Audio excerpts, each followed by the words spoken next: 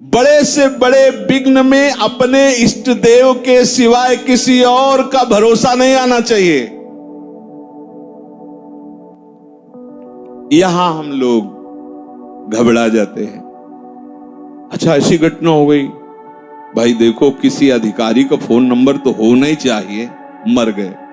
जीवन भर जिस अधिकार के लिए आपने वैराग्य लिया उस अधिकारी को नहीं जान पाए तो अभी कोई और अधिकारी चाहिए। अरे वो कान पकड़ के किसी को खड़ा कर देगा जब जहां जैसी आवश्यकता होगी, क्योंकि सब रूप उसी के। आप केवल देखो, इस बात पे अटल रहना बहुत आवश्यक है। किसी भी भक्त के जीवन में देख लो, जितनी कठिनाइयां आई हैं उसने कभी अन्य का भरोसा नहीं किया, अन्य सहयोग नहीं लिया। भाई किसी और के पास जाके हम हाथ जोड़ के कहें हमें सताया जा रहा है, आप हमारा सहयोग किए, वो भक्त नहीं, वो संसारी है। भक्त किसी की तरफ आंख उठा के इस बात के लिए नहीं देख सकता कि मेरे जीवन में विपत्ति आई, संकट आई, गरीबी आई, आदि आदि आदि, अमुक कोई सहयोग कर दे, नहीं। तब आराध्य देव विवश होकर के इस निष्ठा से उसके हृदय को ही अपना घर बना लेते। अब ज्यादा दूरी रहने की जरूरत नहीं है, क्योंकि पूर्ण समर्पित है ये। जो साधक इन चार बातों को हृदय में नहीं धारण करता है तो वो मत मतांतरों में, नाना प्रकार के प्रपंचों में फंस जाता है।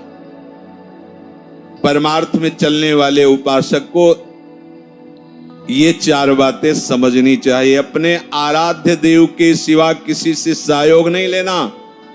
हमारी जितनी चेष्टा आराध्य देव के अनुराग के लिए है, हमारे आराध्य देव श्यामा श्याम हैं और मैं उनका हूं, उनके सिवा मेरा कोई नहीं है। तो क्या जीवन यापन के लिए कुछ नहीं करना? बोले नहीं, आप भगवत आश्रित हो। अब हमारी बड़ी से भी बड़ी क्रिया, तीसरा सूत्र, अपने आराध्य देव के अनुराग के लिए है। हमारे भरण पोषण का हमारा भार प्रभु के चरणों में है। पोषण भरण न चिंत कराएं, सेवक जी महाराज करें, श्री हरिवंश विभव बिलसाएं, श्री वृंदावन की माधुरी। मेरा क्या होगा मेरे श्यामा श्याम जाने, मेरा कैसे भरण पोषण होगा मेरे श्यामा श्याम जाने। मेरा कौन है? केवल श्यामा श्याम। मैं किसका हूं? केवल श्यामा श्याम का। जिनका केवल भोग और ऐश्वर्य में चित्त रमण करता है, ये मिल जाए, ये मिल जाए, ऐसा मिल जाए, वो भोग लूं, वो भोग लूं। उनको इतना ही पता है कि केवल भोग में ही सुख है। भोग त्याग मतलब आग में जलना, ऐसा बैठ गया है बुद्धि में। भोग कैसे जी सकता हूं इसके बिना? कैसी कमजोरी बुद्धि ने धारण कर लिया। जो आप्त काम है, जिसे कभी कुछ नहीं चाहिए, वो स्वीकृति के कारण कितना बंध गया कि वो सोचता मैं इसके बिना जी नहीं सकता। मरने की तैयारी है लेकिन भोग का संकल्प नहीं त्याग सकता। गजब की बात है, गजब की। मृत्यु नजदीक दिखाई दे रही और भोग का जाल वो बैठे बैठे बिन रहा है। ये नहीं समझ में आ रहा कि मेरा अंतिम बिगड़ने जा रहा है, सावधान हो जाऊं। यहां कुछ नहीं, सबसे राग त्याग करके एकमात्र प्रियालाल के चरणों में आसक्त हो जाऊं। बातें बनाना बहुत आता है लेकिन हृदय को समझाना बहुत कठिन है। जो हृदय को समझा ले वही विद्वान, वही ज्ञानी, वही महात्मा। जो अपने मन को चेला बना ले वही सच्चा गुरु। मन का चेला बने हुए कोई गुरु होता ही नहीं। जो मन का चेला है वो कभी गुरु नहीं बन सकता। वही गुरु विश्व गुरु है, वही जगत गुरु है जो अपने मन को चेला बना ले, जैसे जहां चाहे वैसे स्थापित कर दे उसे, तभी माना जाता है समर्थ महात्मा। प्रभु कह रहे हैं कि ये जो भोगों में, ऐश्वर्य में, दिखाऊ शास्त्र की वाणी में अपने चित्त को समर्पित कर दिए हैं, अर्थात उनका चित्त खींच गया है, वो इतने आसक्त हो जाते हैं कि उनके हृदय में इतना बल ही नहीं रहता कि वो निश्चय कर सके कि मैं भगवत प्राप्ति कर सकूंगा। नहीं कर सकते। भगवत प्राप्ति का संकल्प भी नहीं कर सकते हैं। बोले उनकी बुद्धि अपहृत हो गई, उनका चित्त अपहृत हो गया है। असली ध्येय हर शरीरधारी का विश्राम स्थान प्रभु के चरणारविंद है। ये व्यवसायत्मिका बुद्धि उन लोगों में होती ही नहीं। व्यवसायत्मिका मतलब एक निश्चय वाली। भोग जो भोग चुके हैं वो तृष्णा, भोग जो भोगे जा सकते हैं वो कामना, भोगों को जो सुन करके भोगने की इच्छा, इसी संस्कार में बुद्धि मलिन होकर भटकती रहती। देख लो, अगर कोई विद्या आ गई, कोई कला आ गई, कोई गुण आ गया, मैं विद्वान हूं, मैं कलाकार हूं, मैं जानकार हूं, इस अभिमान जन्य सुख का वो भोग करता रहता है। परम दयालु कृपालु प्रभु ने इस मनुष्य शरीर में ही एक ऐसी विलक्षण शक्ति दी है जिसका नाम है विवेक, जिससे वो सुख दुख आदि द्वंद्वों से ऊपर उठ जाता है, अपना उद्धार कर लेता है। सतरति सतरति सा लोकांतारयति, सबकी सेवा करके वो प्रभु को वश में कर लेता है। इस विवेक के द्वारा मनुष्य शरीर की सार्थकता सिद्ध कर देता है वो जो विवेकवान होता है। जो विवेक शक्ति का अनादर करते हैं, केवल भोगों में लगे हुए हैं, संग्रह में लगे हुए हैं, उनमें और पशु पक्षी में बिल्कुल भेद नहीं है। मतलब एक शब्द में कह सकते हैं कि वो पशु हैं जो भजन न करके, भगवद आश्रय न लेकर केवल भोग और ऐश्वर्य में ही लगे हुए हैं। ऐश्वर्य का संग्रह, भोगों का भोगना। पशु पक्षी तो भोग योनि हैं, उनके सामने कोई कर्तव्य का प्रश्न ही नहीं उठता। मनुष्य जन्म तो केवल अपने कर्तव्य का पालन करने के लिए मिला है, और हमारा एक ही कर्तव्य है कि हम अपना उद्धार कर लें, ये जन्म आखिरी हो और हम प्रिया प्रीतम के समीप पहुंच जाएं। जो कुछ भी अनुकूल प्रतिकूल परिस्थिति आवे उसको भोगना मत, उसको साधन सामग्री बना लेना। खूब अनुकूलता आ रही है तो दूसरों को बांट दो। सुख देवे को चावचित, सब सो हित निष्काम। दूसरों को सुख पहुंचाओ अनुकूल परिस्थिति में, और जब प्रतिकूल परिस्थिति आई तो शोक मग्न मत हो, समिट जाओ और हृदय में अपने आराध्य देव की तन्मयता को प्राप्त हो जाओ। बाहरी प्रतिकूल प्रहार तुम्हारा कुछ नहीं बिगाड़ पाएगा। भोग और संग्रह की रुचि को रखते हुए कभी कोई भगवत प्राप्ति नहीं कर सका है। प्रभु की प्राप्ति की तो बात दूर रही, उसमें प्राप्ति का निश्चय नहीं हो सकता है जो केवल भोग और ऐश्वर्य में लगा हुआ है। भोगों की जब तक रुचि है, भोग संग्रह की जब तक वृत्ति है, मान बड़ाई आराम अच्छा लगता है, तब तक कोई ये निश्चय ही नहीं कर सकता कि मुझे भगवत प्राप्ति करनी है, क्योंकि उसका अंतःकरण भोगों के द्वारा हरण कर लिया गया है। अब उसमें वो शक्ति जो निश्चय करने की थी वो भोग और ऐश्वर्य में बह गई है। अर्जित करो शीघ्राति शीघ्र, नाम बल के द्वारा वो पुनः शक्ति हृदय में धारण करो कि अब हमें भोग ऐश्वर्य में नहीं जाना। भोग तो प्रियाजू का लगता है, ऐश्वर्य प्रियाजू का है। हम उनके चरण सेवा का सुख लेते हैं, हम उच्छिष्ट भोक्ता हैं, प्रियालाल का उच्छिष्ट प्रसादी। हम नामामृत का पान करने वाले, लीलामृत का पान करने वाले, धामामृत का पान करने वाले उपासक हैं। हृदय में ऐसा निश्चय करो। भक्त उपासक उसी को कहते हैं जिसमें भजन की भूख प्रतिपल बढ़ती जाए। ये सुना जो भगवत प्राप्ति का निश्चय भी नहीं कर सकते।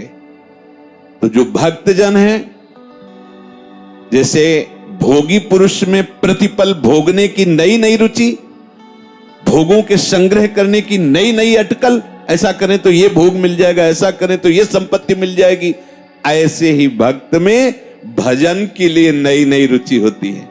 हाँ, ऐसे लीला गायन करें, ऐसे श्रृंगार करें, ऐसे नाम जप करें। उपांशु मानसिक देख रहे हैं कि नस नस में राधा नाम दौड़ रहा है, जो रक्त संचार हो रहा है वो भी बोल रहा है राधा राधा राधा। हमारा हृदय धड़क रहा है, वो भी बोल रहा है राधा राधा राधा। ये जैसे वो भोग ऐश्वर्य का जाल बुनती रहती है बुद्धि, चित्त अपरित होकर उसका चिंतन करता रहता है, ऐसे भक्त का इधर प्रभु जनित चिंतन होता है। उनके नाम रूप लीला धाम के ऐसे अनुराग में फंसा रहता है कि उसको और कुछ शुद्ध नहीं रहती। पर इसके लिए हमें तत्परता चाहिए भजन की, और निष्काम भाव से भजन बढ़ता है। निष्काम भाव, पीछे कई बार चर्चा की कि यदि कोई सकामता भी हो तो प्रभु के चरणों में निवेदन कर दो, छोड़ दो उनके ऊपर, वो जैसा चाहेंगे वैसा करेंगे, आप भजन करो। अगर आप सकाम की हठ लिए रहेंगे वो पूर्ण नहीं होगा, जबकि वो महामंगल विधान है पूर्ण ना होना, पर आपके हृदय में उत्साहहीनता आ जाएगी, भजन में अविश्वास होने लगेगा कि मेरी ये कामना थी प्रभु ने पूर्ण नहीं की, यद्यपि पूर्ण हो जाती तो अमंगल हो जाता, इसीलिए मंगल भवन सर्वज्ञ प्रभु ने पूर्ण नहीं होने दिया। इसीलिए यदि कामना करो भी तो प्रभु के चरणों में समर्पित कर दो और जो वो विधान करे उसमें राजी हो जाओ। यद्यपि कामना करने की जरूरत ही नहीं है, हमारे प्रभु वात्सल्य समुद्र, उनको पता है किस समय क्या देना है। योगक्षेमम बाह्म्यहम, प्राप्ति की रक्षा करना और अप्राप्ति की प्राप्ति कराना, ये प्रभु का विषय। हम तो केवल खूब भजन करें डट के, श्वास श्वास में प्रभु का ऐसे नाम बसा लें कि किसी भी घटना परिस्थिति में हम हो लेकिन नाम न छूटे। पकड़ो बात, किसी भी घटना परिस्थिति, क्या हो गया, कैसी बात हो गई, लड़ाई झगड़ा राग द्वेष, कोई ऐसी भी परिस्थिति, नाम न छूटे। चाहे सत्संग में बैठा हो, चाहे मंदिर में खड़ा हो, जिसका भोग ऐश्वर्य प्रधान चित्त होता है वो उसी का चिंतन करता रहता है। ऐसे तुम भगवत प्रधान चित्त वाले बनो, चाहे जैसी परिस्थिति हो, अपने प्यारे का नाम न छूटने पावे। कल किसी ने प्रश्न किया था कि गुरु का चिंतन और भी भागवतिक चिंतन और नाम नहीं चल रहा तो क्या ये भजन नहीं है क्या? हम प्रारंभिक अवस्था में इस बात को ज्यादा महत्व नहीं देते। आप शायद ये बात न समझे, पर ये जीवन उसी मार्ग में चला है बहुत काल तक, इसलिए अनुभव की बात कहते हैं। ये थोड़ी देर तो चिंतन में माना कि गुरु का चिंतन या कोई शास्त्रीय सिद्धांत का चिंतन या कोई सेवा का चिंतन, थोड़ी देर, इसके बाद ये तुरंत विषयों में ले जाता है। आप जब ये चला जाएगा, सावधान है, तब आप जान पाएंगे। अगर आप ये विषयों में गया और आप उसमें थोड़ा भी सुखी हुए तो संस्कार बन गया, छाप लग गई। थोड़ा भी आप दुखी होकर प्रतिकूल चिंतन किए तो द्वेषात्मक संस्कार लग गया। हमारे हृदय को बेदाग नहीं छोड़ेगा, चाहे राग का चिंतन हो चाहे द्वेष का चिंतन हो। अब क्या हम इसी राग द्वेष के चिंतन में ही फंसे रहे? तो ये कमी कैसे हो गई? बोले वो नाम नहीं चल रहा था। तो बोले नाम चलते हुए तो भी राग द्वेषात्मक चिंतन होता है, तो नाम की यही महिमा, वो संस्कार नहीं बनने देगा। सूक्ष्म बात समझिए। और चिंतन तो प्रवाह में चल रहा है, उसमें सुखी दुखी हो रहे हो, वो संस्कार बन रहे हैं, लेकिन नाम चल रहा, फिर ये अनुकूलता प्रतिकूलता राग द्वेष की फांसी आपको फांस नहीं सकती, आपके अंदर संस्कार नहीं पैदा कर सकती। जितना ये रचता जाएगा उतना वो डिलीट करता जाएगा और आपको उससे ऊपर उठाता जाएगा। कोई भी दोष दुख ऐसी स्थिति कि आपको स्पर्श ना कर सके। इसलिए सबसे प्रार्थना है, जब तक मुरारी पादार्पित चित्तवृत्ति ना हो जाए तब तक आप सावधान रहें। चाहे किसी का भी चिंतन हो रहा हो, लेकिन नाम न छूटने पावे। चित्त का काम है चिंतन करना और जबान का काम है नाम जपना। यहां हिलाते रहो जिभ्या धीरे धीरे, राधा राधा राधा राधा, ओठ भले बंद रहे, धीरे धीरे। प्रारंभिक में सिद्ध बनने की कोशिश मत करो कि मेरे मन में चलता है, ये तुमसे ज्यादा सिद्ध है मन। ऐसी जगह खड़ा कर देगा कि आपको संकल्प करके भोगों में फिर गिरना पड़ेगा। ये सब हृदय की बात कहते हैं, इसमें किसी की दलील नहीं काम करेगी, क्योंकि तुम्हारी 10-5 वर्ष की दलील होगी। यहां पूरे जीवन की चाल देख रहे हैं इसकी। बहुत बहुत बहुत बड़ी लड़ाई है हर समय सावधान। अगर हमें कोई बराबर बल दे सकता है तो केवल नाम दे सकता है। इसलिए नाम जब छूटे ऐसी कोई गुंजाइश मत रखो, चाहे वो सेवा हो चाहे वो कोई भी आराधन बात हो, मधुर मधुर नाम चलता रहे। बिल्कुल पक्की मानना, इसमें तर्क की जरूरत नहीं, खूब अनुभव की बात है।